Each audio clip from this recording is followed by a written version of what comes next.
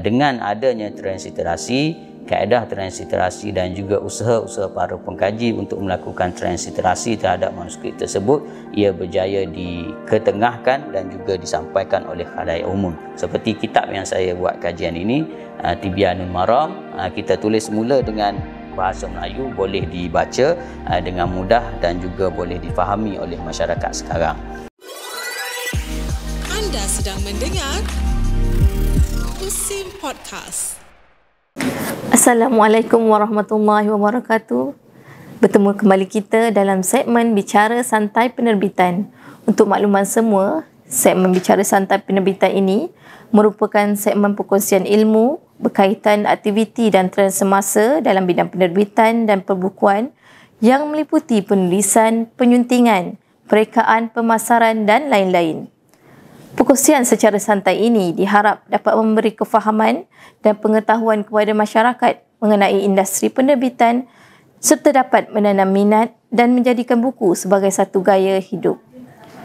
Pada hari ini, kita akan berbicara tentang tajuk Menerjemah Dunia Keindahan dan Kesukaran Transliterasi.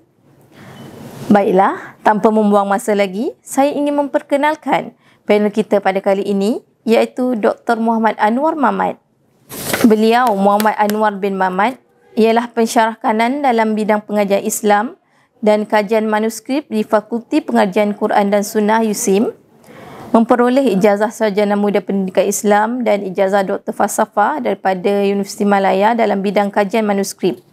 Sehingga kini, beliau telah menerbitkan sejumlah makalah dan buku dalam bidang pendidikan Islam dan juga kajian manuskrip, antaranya Panduan Halal dan Sembelihan Abad ke-19 Masihi, kajian dan suntingan kitab Kunuk Liman Ta'attafa oleh Syekh Abbas Kuta Karang Al-Ashi pada tahun 2022. Seterusnya, Petua Menuntut Ilmu, kajian dan suntingan kitab Tibyan Al-Maram Talibah At-Talabah pada tahun 2020 dan Pemikiran Pendidikan Imam Abu Hanifah An-Nu'man, kajian dan tahqiq Al-Alim wal Muta'allim pada tahun 2016. Baiklah, tanpa membuang masa lagi, seterusnya saya menyerahkan kepada Dr. Muhammad Anwar untuk berkongsi pengkongsian beliau pada hari ini. Dipersilakan. Bismillahirrahmanirrahim. Alhamdulillahirabbil alamin.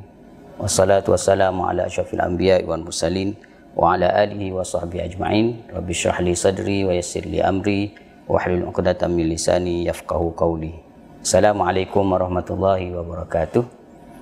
Alhamdulillah, insya-Allah pada hari ini kita akan berkongsi sedikit berkenaan dengan perihal transliterasi kepada manuskrip Melayu. Sebelum daripada kita berbincang tentang tajuk yang diberikan oleh pihak penerbit kepada saya pada pagi ini, InsyaAllah saya perkenalkan diri sedikit.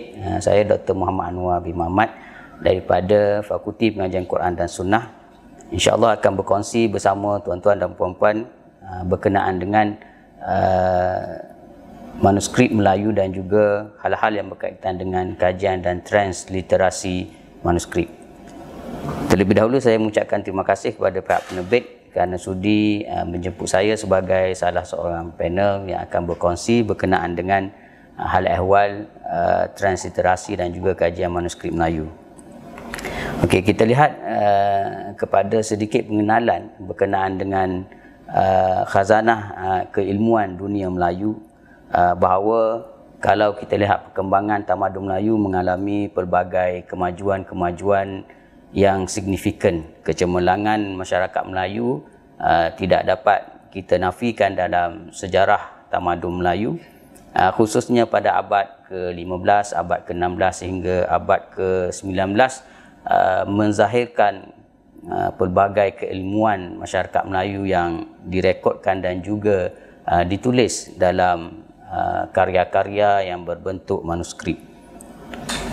Okey, sebelum kita berbincang lebih lanjut berkenaan dengan kajian dan juga transliterasi dan juga kepentingan kepada manuskrip ini, marilah sama-sama kita berkenalan sedikit dengan manuskrip. Apa itu manuskrip Melayu? Manuskrip ini berasal daripada dua perkataan. Kalau kita rujuk kepada versi Inggeris, terjemahan Inggeris adalah manuskrip asal daripada Latin manu dan scriptum. Manu merujuk kepada tangan atau hand, scriptum adalah write, adalah menulis.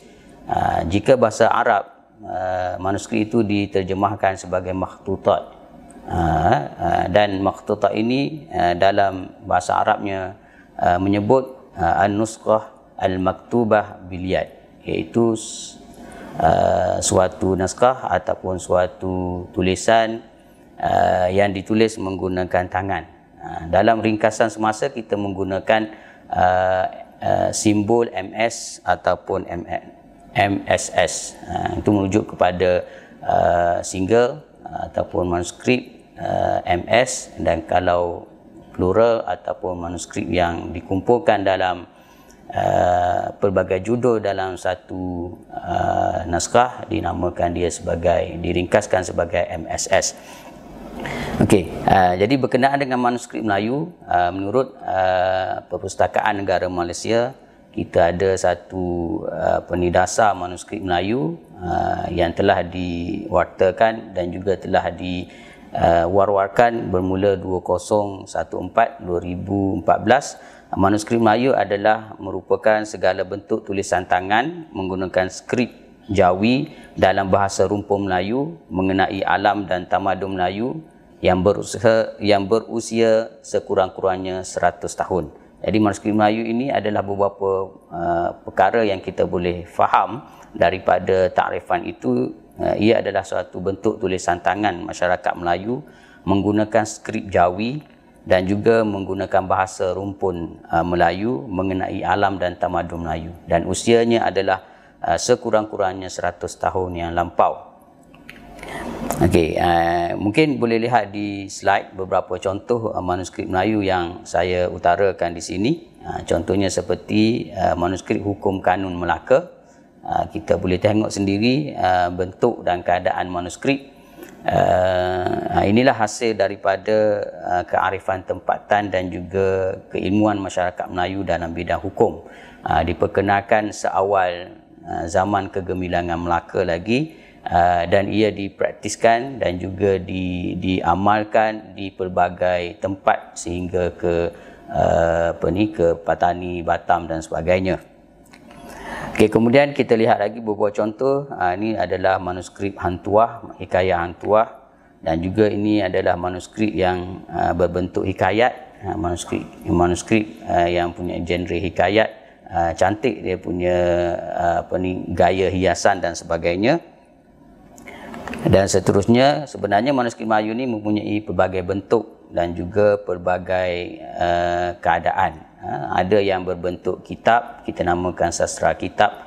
Ada yang berbentuk syair, ada yang ditulis dalam bentuk kodeks ataupun bentuk buku, ada yang ditulis dalam bentuk roll, gulungan, ada yang dilipat, dan pelbagai medium, ada menggunakan kertas dan sebagainya.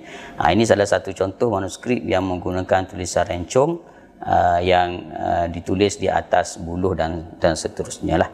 Okay, ini pelbagai bentuk. Bila kita sebut berkenaan dengan manuskrip, jangan kita terkeliru dengan kitab yang telah dicetak. Okay, manuskrip ini adalah bentuk tulisan tangan yang belum lagi dicetak dengan cetakan yang rasmi.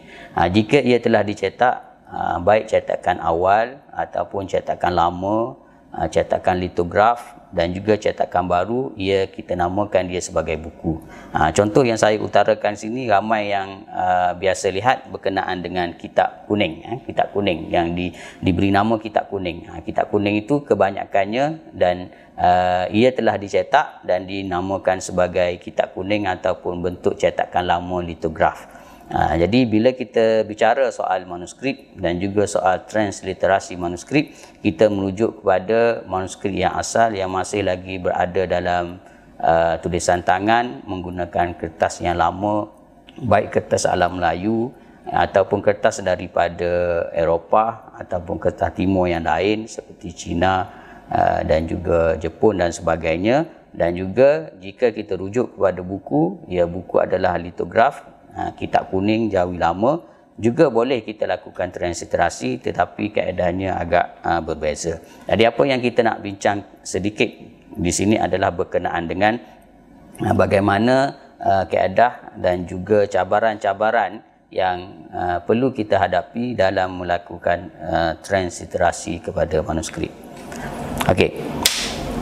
Jadi dan semua kita maklum bahawa manuskrip ini merupakan khazanah Melayu dan juga mempunyai pelbagai kepentingan kepada keilmuan masyarakat Melayu, dan cabaran semasa adalah bagaimana kita mengetengahkan manuskrip ini kepada bacaan umum. Jadi transliterasi menjadi suatu perkara yang penting dan juga wajar diberi perhatian oleh para pengkaji manuskrip dan juga para peminat yang ingin mendalami keilmuan Islam dan juga perihal tamadun Islam, kerana manuskrip itu merupakan sumber asas dan sumber awal. Jadi transliterasi menjadi suatu perkara yang penting. Jadi beberapa perkara bila kita nyatakan tentang transliterasi, apakah yang dimaksudkan dengan transliterasi itu? Apakah yang dimaksudkan dengan transliterasi? Secara umumnya transliterasi kalau mengikut takrifan dan definisi daripada Kamus Dewan Bahasa, ia bermaksud penukaran huruf ataupun perkataan daripada abjad sesuatu tulisan, contohnya Jawi dan tulisan Arab, kepada huruf yang selaras bunyinya dalam abjad sistem tulisan lain seperti Rumi dan sebagainya. Jika disebut mentransliterasikan, maksudnya adalah membuat ataupun menyediakan transliterasi. Mana kita memindahkan aksara daripada aksara Jawi ataupun Arab, khususnya dalam perbincangan manuskrip Melayu, kepada tulisan ataupun aksara Rumi. Aksara Rumi daripada asal yang Jawi dan juga ditulis semula menjadi aksara Rumi. Okey, mungkin kita boleh lihat di slide. Ini salah satu buku yang saya usahakan dengan Profesor Dr. Mustaqim, rakan di Fakulti Pengajian Quran dan Sunnah. Buku bertajuk Petua Menuntut Ilmu, suatu kajian dan transliterasi terhadap manuskrip Tibyanul Maram Talibatut Talabah. Jadi daripada manuskrip, mungkin boleh tengok di slide, daripada manuskrip yang asal, maka kita lakukan proses kajian dan kita transliterasikan semula menjadi sebuah buku yang diterbitkan dan juga boleh diakses oleh semua pihak dan juga boleh dijadikan panduan dan bacaan umum kepada masyarakat dan warga Malaysia. Jadi jika manuskrip ini, contohnya manuskrip Talabatut Talabah ini tidak dikaji dan tidak diketengahkan, maka ia adalah kekal selama beratus-ratus tahun dalam koleksi dan juga dalam simpanan perpustakaan negara sahaja. Ia tidak diwar-warkan dan juga tidak dibaca oleh khalayak umum. Sedangkan kalau kita lihat manuskrip itu sendiri ditulis dalam penuh kesusahan dan kepayahan oleh para ulama dan juga masyarakat Melayu dahulu untuk menyampaikan ilmu dan juga menjadi warisan kepada masyarakat sekarang. Dia bukan hanya untuk dijadikan khazanah untuk dibuat pameran, diletakkan dalam katalog dan sebagainya, tetapi yang lebih penting adalah apa yang nak disampaikan itu ditulis dan ilmu itu ingin diwariskan oleh anak cucu dan juga bangsa Melayu supaya mereka itu mengambil iktibar dan juga mengambil pengajaran daripada ilmu yang diwarisi oleh ulama-ulama yang terdahulu. Jadi kalau kita rujuk tadi berkenaan dengan transliterasi adalah penukaran bentuk tulisan daripada tulisan Jawi kepada tulisan Rumi. Jadi ini melibatkan dua teks. Yang pertama kita namakan teks sumber dan yang kedua kita namakan dia sebagai teks sasaran. Sebagai contohnya, teks sumber adalah bentuk manuskrip yang asal, iaitu manuskrip tulisan Jawi, mungkin boleh lihat di slide, dan juga teks sasaran adalah manuskrip yang kita nak tulis semula dan kita transliterasikan kepada aksara ataupun tulisan Rumi. Jadi perlu diingatkan bahawa transliterasi ini melibatkan bahasa yang sama. Dia tidak melibatkan perpindahan daripada satu bahasa kepada bahasa yang lain. Kalau perpindahan daripada satu bahasa kepada bahasa yang lain, kita namakan dia sebagai terjemahan. Contohnya adalah daripada asalnya bahasa Arab kepada bahasa Melayu, itu kita namakan dia sebagai terjemahan. Berbeza dengan transliterasi, transliterasi adalah kita menulis semula menggunakan aksara yang berbeza, daripada Jawi kepada Rumi, dan juga daripada aksara Arab ditulis semula dengan aksara Jawi dalam bentuk yang sama dan bahasa yang sama. Okey, ini juga contoh kajian saya yang kedua, kitab Al-Alim wal Muta'alim, tapi ini adalah berasaskan daripada manuskrip Arab dan kita tulis semula dan dibuat edisi tahqiq kepada terbitan baharu. Okey, jadi istilah-istilah lain berkenaan dengan transliterasi ini, kadang-kadang transliterasi ini digunakan dengan pelbagai istilah. Pelbagai istilah yang hampir sama dan juga membawa maksud yang sama. Seperti yang agak popular adalah seperti perumian. Transliterasi juga perumian juga membawa maksud transliterasi, merumikan semula daripada Jawi kepada Rumi, sama ada Jawi manuskrip ataupun Jawi kitab kuning, kemudian dirumikan, ditulis dengan bahasa dengan aksara Rumi untuk memudahkan bacaan. Disebabkan sekarang ini ramai masyarakat yang tidak ada kemampuan dan juga belum mempunyai kemahiran untuk membaca Jawi dengan baik, khususnya Jawi lama dahulu, melibatkan abad ke-16, ke-17 hingga abad ke-19. Jadi ia perlu dirumikan dan ditulis semula untuk mendapat perhatian dan juga memudahkan bacaan. Sebab itu disebut sebagai perumian, romanization. Ada juga yang menyatakan alih aksara, pun sama, khususnya sahabat-sahabat kita di Indonesia banyak menggunakan istilah seperti alih aksara, mana yang dialihnya adalah aksara, iaitu daripada aksara Jawi kepada aksara Rumi, dan seterusnya. Mungkin juga digunakan menulis semula, dan ada yang gunakan transkripsi. Transkripsi juga kadang-kadang membawa maksud transliterasi, tetapi ada sedikit perbezaan. Transkripsi itu lebih kepada menulis semula, tetapi dengan melakukan beberapa perubahan-perubahan. Namun transliterasi kita hanya melakukan perubahan yang minimum sesuai dengan kaedah filologi kajian manuskrip, dan juga meraihkan asal kepada bahasa Jawi itu sendiri. Okey. Dan beza antara transliterasi dan juga terjemahan, transliteration dan translation, itu saya jelaskan tadi, tetapi mungkin saya boleh sebut semula. Kadang-kadang ada berlaku kesilapan dalam kalangan kita mengatakan bahawa transliterasi itu juga membawa maksud terjemah, tetapi ia sebenarnya berbeza, dua istilah yang berbeza. Terjemahan melibatkan dua bahasa, teks sumbernya bahasa pertama dan kita pindahkan kepada teks sasaran bahasa kedua. Tetapi transliterasi adalah bahasanya sama, tetapi hanya merubah aksara sahaja. Contohnya perkataan segala, sin dalam Jawi, sin, kaf ataupun ga dan lam, itu ejaan lama. Tetapi untuk transliterasi kita tidak menterjemahkan segala itu, kita hanya menulis semula S-E-G-A-L-A dan seterusnya.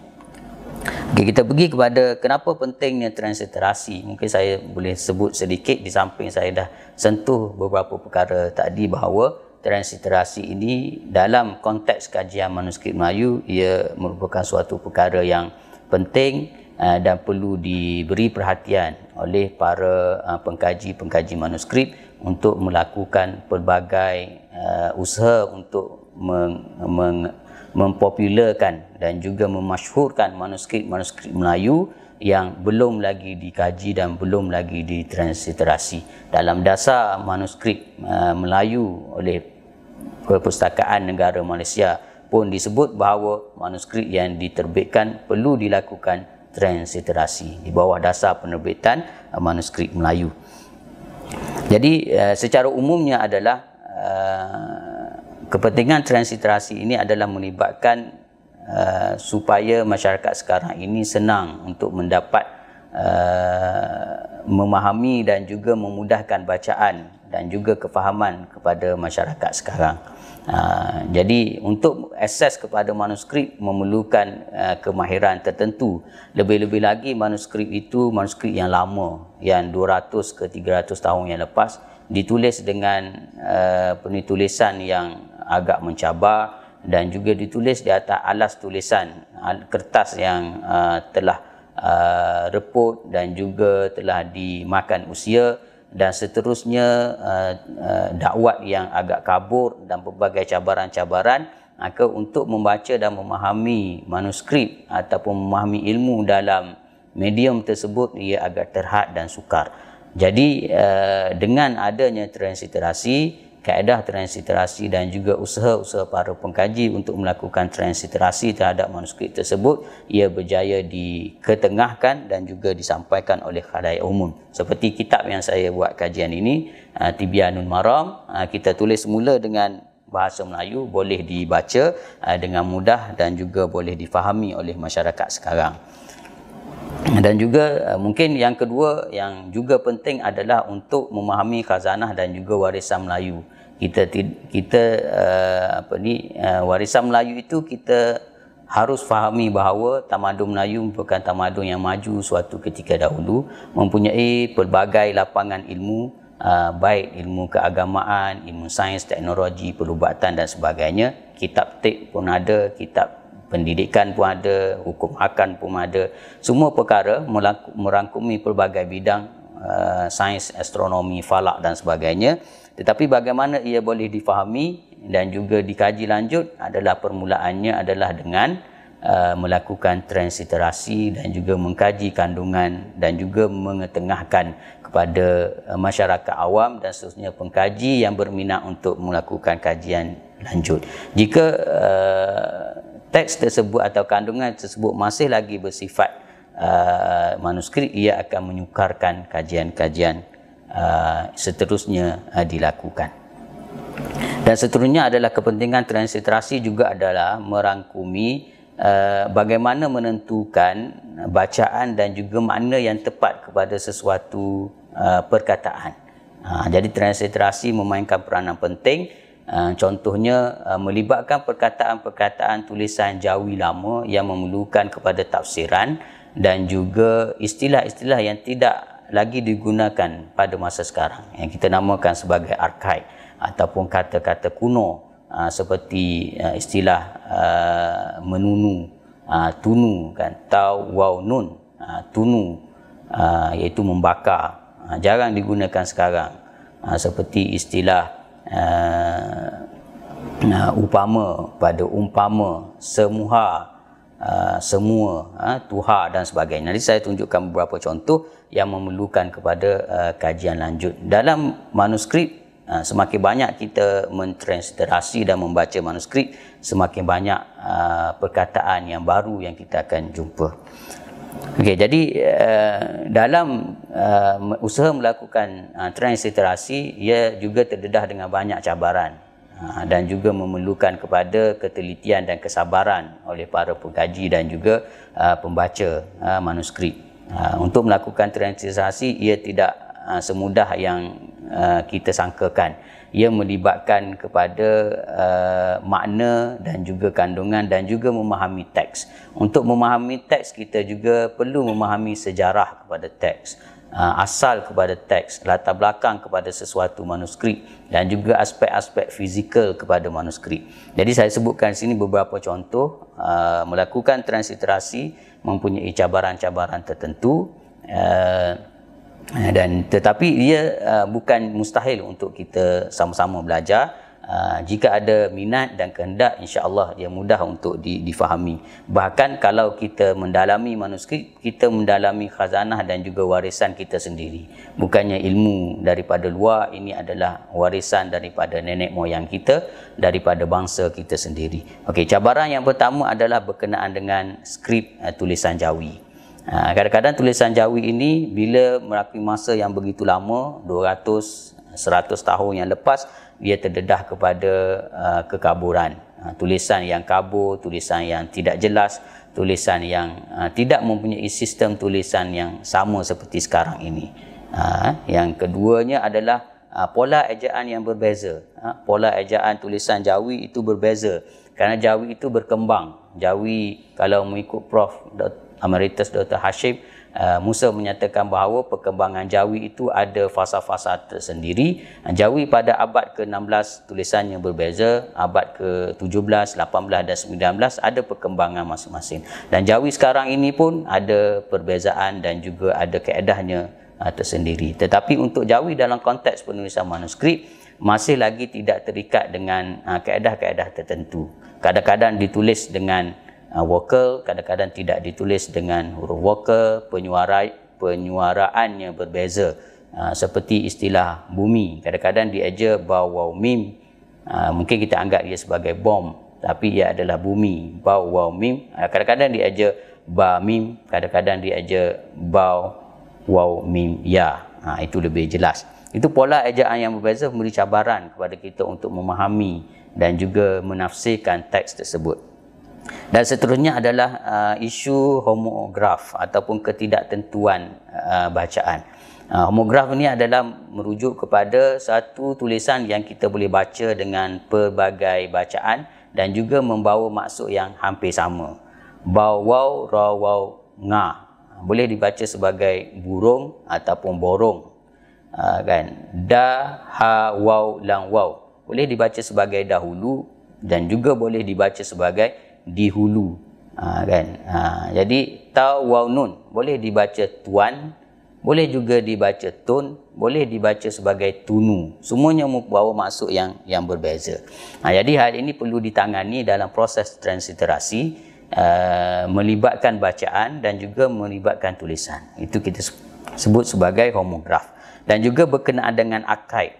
Arkaik adalah kata-kata kuno dan juga pengaruh tempatan yang ditulis dalam manuskrip. Penulisan manuskrip itu mungkin pada ketika itu adalah ditulis berdasaskan sebutan, tidak berasaskan tulisan yang standard. Jadi dia terdedah. Dan kita bayangkan sekarang ni pada tahun 2025 kita guna banyak istilah-istilah baru seperti tula, waira dan sebagainya, yang itu mungkin 10 tahun lepas orang tak pernah guna. Kan? Orang tak pernah guna lagi, tapi digunakan pada zaman sekarang. Dan bayangkan jika 100 dan juga 200 tahun yang lepas, penggunaan istilah itu berbeza dengan istilah-istilah sekarang, yang membawa kepada kita perlu menyelidiki maksud dan kefahaman sebenar kepada manuskrip. Dan yang seterusnya adalah berkenaan dengan ortografi dan cara gaya tulisan yang berbeza. Dan seterusnya adalah cabarannya adalah transliterasi ini memerlukan ketelitian dan juga masa yang lama. Masa yang lama dan juga memiliki ketelitian. Kadang-kadang satu perkataan kita terpaksa berfikir beberapa hari, lihat perkataan tersebut, cari dalam kamus lama, kamus baru. Kadang-kadang kalaulah istilah itu dan juga manuskrip itu ditulis mempunyai pengaruh Patani, pengaruh Aceh, perlu kita meneliti perkataan-perkataan tersebut melalui kamus-kamus yang berkenaan. Itu perlu ketelitian dan masa yang lama. Okey, berkenaan dengan panduan, kita ada panduan khusus untuk DBP, ada buku diterbitkan, panduan transliterasi huruf Arab dan Gumi. Bila kita sebut transliterasi, mungkin kita boleh pecahkan dalam manuskrip Melayu, kita terdedah dengan dua bahasa yang utama seperti bahasa Arab dan juga bahasa Melayu. Ada dah jadi suatu perkataan serapan, ada yang masih lagi kekal sebagai bahasa Arab.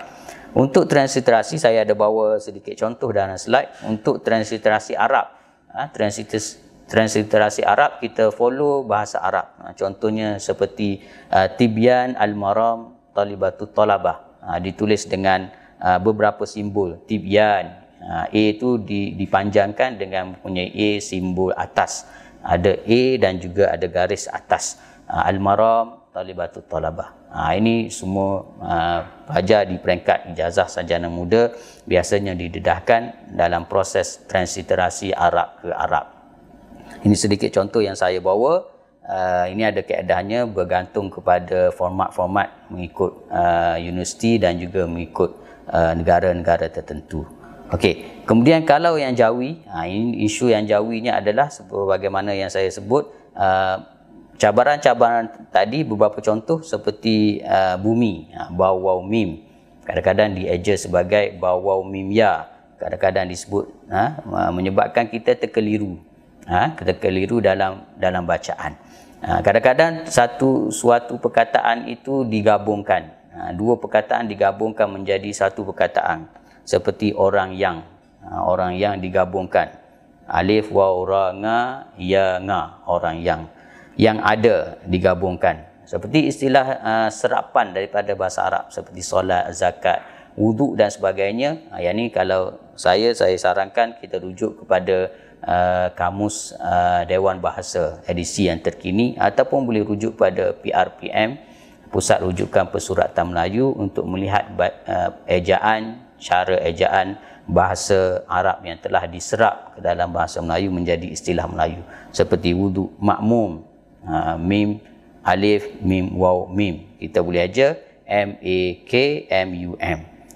Kadang-kadang diberi digabungkan, mudah-mudahan, ditulis secara bersekali, oleh kamu ditulis secara bersekali. Ada juga digabungkan seperti mereka itu, banyak dalam manuskrip. Kadang-kadang yang berbentuk homograf pun banyak, seperti kau dan ku, kaf waw. Kadang-kadang kita perlu baca dia sebagai kau, kadang-kadang kita boleh baca kau merujuk pada engkau, ataupun ku, aku merujuk kepada aku. Kadang-kadang mengikut konteks. Jadi untuk transliterasi kita terpaksa memahami teks dan juga mengikut konteks kepada penulisan manuskrip itu. Dan juga seperti segala, sekali pun sama. Kadang-kadang sistem tulisan Jawi, huruf ga itu tidak lagi stabil pada zaman penulisan. Kadang-kadang kaf itu sebagai ga, juga dikenali sebagai ga, ca juga dikenali sebagai jim, ditulis secara bertukar-tukar. Jadi cara sebutannya segala, tetapi ditulis sing, kaf, la, lam. Sekali pun boleh kita baca, segala pun boleh kita baca. Okey, dan kadang-kadang istilah lama seperti umpama dieja upama, dieja upama, alif pa mim alif, dan juga contoh seperti kata-kata akaid seperti tuha. Kan tuha merujuk makna tua. Tuha, tau waw ha alif, maksudnya adalah tua, orang yang tuha, orang yang tua. Daruhaka merujuk kepada derhaka. Merdaheka, merdeka. Dianugerahi, dianugerahi. Dosa, manusia, biasa dieja dengan shin, jadi dosa dan juga manusia. Untuk kaedah transliterasi hal ini, kita biasanya boleh lakukan sedikit perubahan dengan menyatakan maksud perkataan asal tersebut. Seperti dosa ditulis sebagai dosa, manusia ditulis sebagai manusia ditulis sebagai manusia, daruhaka ditulis sebagai derhaka dan sebagainya. Itu proses-proses itu perlu pada penelitian, dan itu aspek teknikal yang mungkin kita boleh nyatakan nanti pada boleh belajar secara khusus ataupun pada siri-siri yang khusus akan datanglah.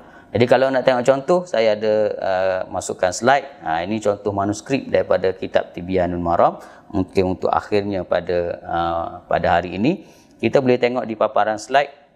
Inilah bentuk manuskrip. Bismillahirrahmanirrahim. Kaf, mim, la, lam, alif, ya. Itu dimerahkan. Kaf, mim, lam, alif, ya. Macam mana kita nak transliterasi, macam mana kita nak baca. Transliterasi bergantung pada bacaan dan kefahaman. Kaf, mim, lam, alif, ya, kita baca dia sebagai kumulai. Tiga perkataan digabungkan. Kumulai, risalah ini dengan nama Allah. Jadi kalau contoh transliterasi daripada manuskrip, bila kita melakukan transliterasi, sepatutnya kita juga melakukan sedikit kajian kepada manuskrip. Dan juga bila kita tulis semula, manuskrip itu tidak ada, kadang-kadang tidak ada titik dan juga tidak ada koma, noktah dan sebagainya. Jadi kita kena letakkan dia sebagai satu kaedah suntingan. Jadi kalau tengok teks asal sebagaimana slide ini, Kumulai risalah ini dengan nama Allah yang ia Tuhan yang amat mengurniai dengan segala yang besar-besar daripada segala nikmatnya, dan seterusnya. Maka kita transliterasikan pada muka surat sebelah. Bismillahirrahmanirrahim. Kumulai, Kumulai, Kumulai, risalah ini dengan nama Allah. Jadi kita letakkan tanda bacaan. Jadi kita lakukan beberapa suntingan untuk menjadikan transliterasi itu bukan berbentuk manuskrip. Dia sesuai dengan persembahan kepada masyarakat sekarang dan juga memudahkan bacaan. Okey, ini pun satu contoh. Kalau saya ambil kolofon daripada kitab, ini salah satu kolofon daripada kitab Diyaul Wara. Mungkin saya nak tunjuk sini beberapa perkara. Kalau kita baca kolofon ni maknanya pengakhiran sebuah sesuatu kitab. Ini contoh bagaimana kita nak baca dan juga kita nak transliterasi dan kita nak tafsirkan maksudnya jika manuskrip ini mempunyai beberapa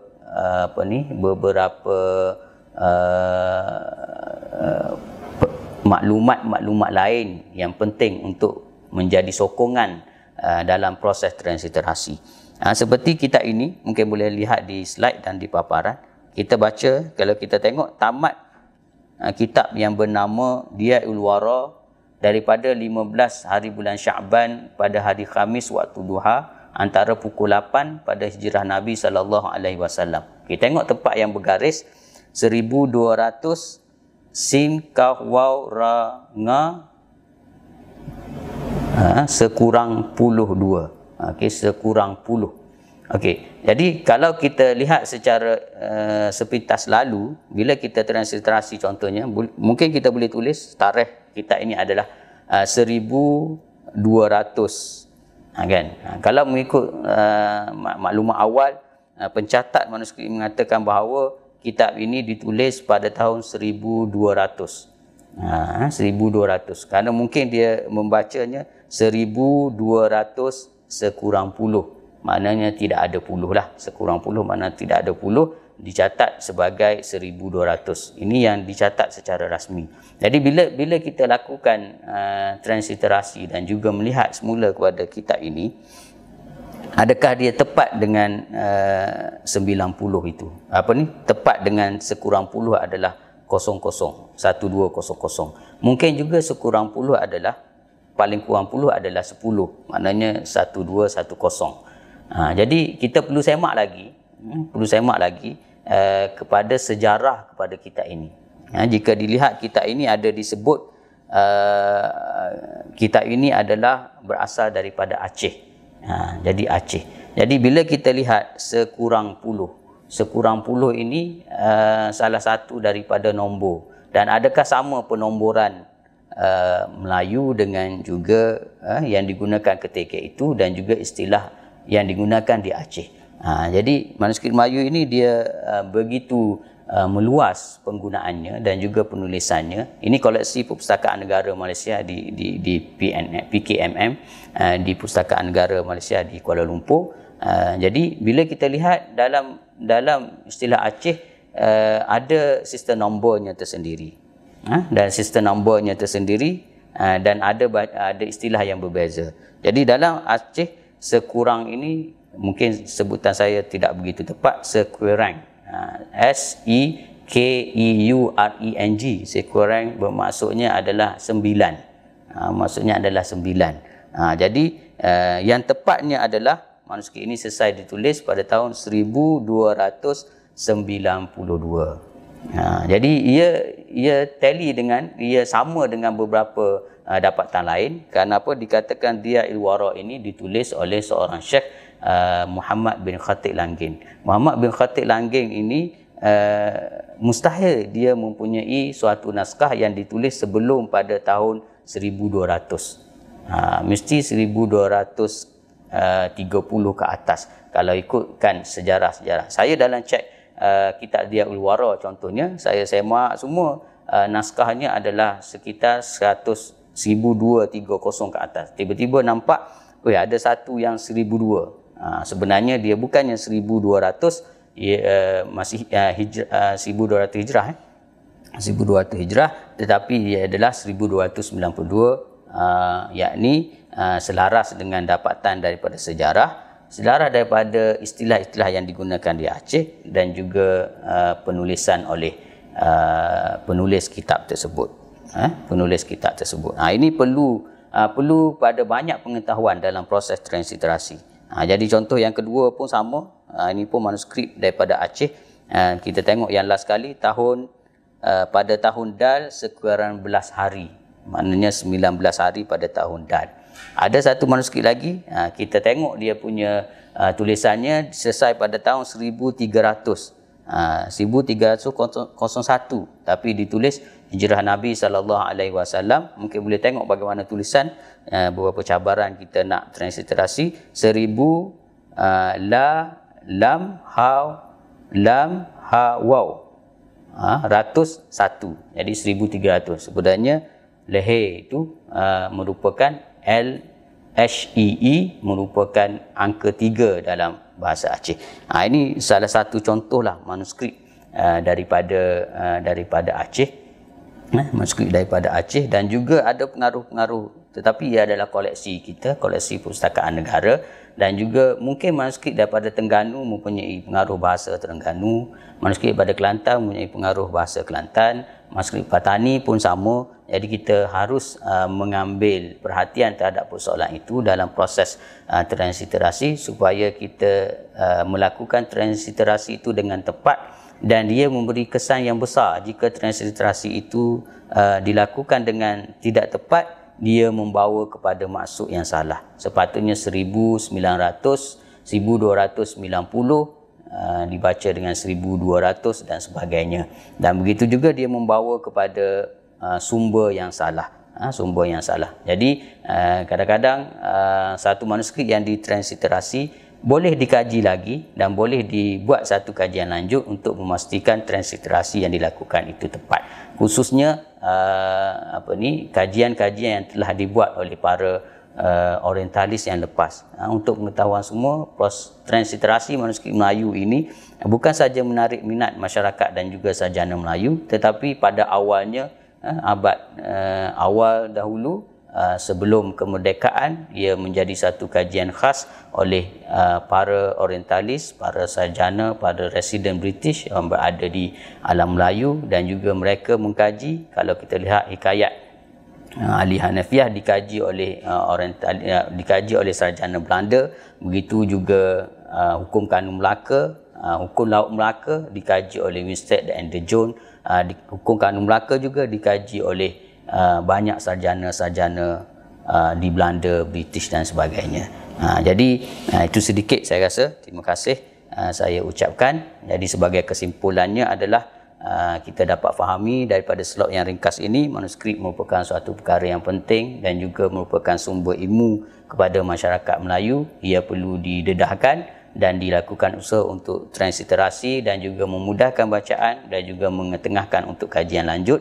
Jadi transliterasi menjadi suatu perkara yang penting supaya manuskrip itu boleh diakses, boleh didapati dan boleh dibaca, dan kandungannya boleh disemak ketepatan dan boleh dikaji dengan lebih lanjut.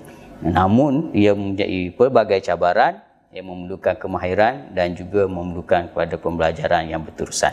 Lagi banyak kita baca dan lagi banyak kita melakukan transliterasi, ia lebih memudahkan dan juga memahamkan kita kepada proses tersebut dan juga membantu kita dalam memahami khazanah masyarakat Melayu. Setakat itu dulu, saya ucapkan terima kasih kepada pihak penerbit kerana menjemput saya untuk berkongsi sedikit tentang perihal manuskrip dan transliterasi. InsyaAllah kita bertemu lagi pada slot yang akan datang. Assalamualaikum warahmatullahi wabarakatuh. Baiklah, terima kasih banyak Dr. Muhammad Anwar Muhammad atas perkongsian yang diberikan pada hari ini. Banyak input yang dapat kita ambil dan dapat dipraktikkan dalam tugasan kita seharian. Semoga ianya bermanfaat untuk semua. Saya sudahi segmen ini dengan Assalamualaikum warahmatullahi wabarakatuh. Anda sedang mendengar Usim Podcast.